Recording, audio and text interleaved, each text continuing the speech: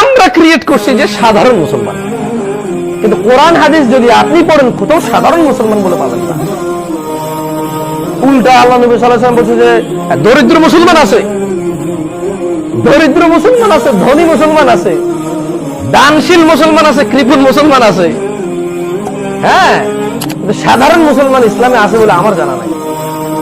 আপনি বলবেন যে জামশেদ ভাই আপনি হুদা কথায় পেশাল বেশি পারেন। আরে বাংলাদেশের 90, 95, 92 জন সাধারণ মুসলমান নিজের, এটা আর হুদাই পেশাল না ভাই, এটা একটা বিগ কথা।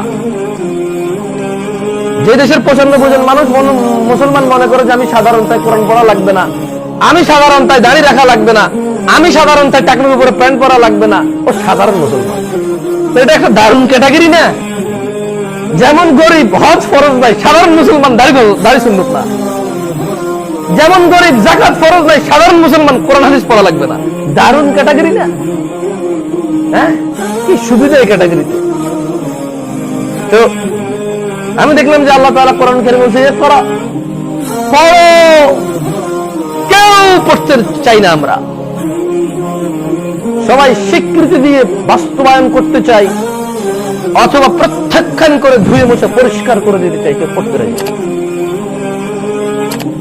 শুক্রবারের জুমার 1 ঘন্টায়, বছরের ওই ঠান্ডার সিজনে এলাকার ওই মাহফিলের 2-4 ঘন্টায় সব ধুয়ে মুছে পরিষ্কার অথবা সবকিছু বাস্তবায়ন করার পিছনে আমরা লেগে পড়ে আছি, কেউ পড়তে রাজি নাই।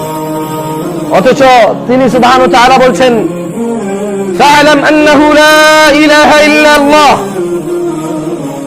কাজেই জেনে রাখুন। দেখছেন, জেনে রাখতে বলছে, জানা অত্যন্ত জরুরি যে আল্লাহু লা ইলাহা ইল্লাল্লাহ, আল্লাহ তিনি ছাড়া সত্য কোনো মাবুদ নেই, আল্লাহ তিনি ছাড়া সত্য কোনো ইলাহ নেই, আল্লাহ তিনি ছাড়া সত্য কোনো রব নেই। এটাও জানা লাগবে। যখন আপনি জানবেন তখন আপনার ব্রেইন আপনাকে লিড দিবে যে না, গরু আল্লাহ না, সূর্য আল্লাহ না, চন্দ্র আল্লাহ না, ওই কবরের মধ্যে শুয়ে থাকা লোক আল্লাহর সাথে সাক্ষাৎ করতে পারে, যে কোনো সময় উরুস বাসর রাত করতে পারে, ও আল্লাহ না। আপনি এটা ফাইলাম, কাজেই জেনে রাখো, আপনাকে জানতে বলেছে। ওই জানলেই আপনি বুঝবেন যে এই 15 দিন আগে রমাদানের এই রাত কি 14 দিন আগের রাতের সমান নাকি ভিন্ন কোন রাত। রমাদান আসার আগে 15 দিন আগে 15 শাবান, এই রাত কি স্পেশাল কিছু নাকি জাস্ট লাইক 14 শাবানের মতো, জাস্ট লাইক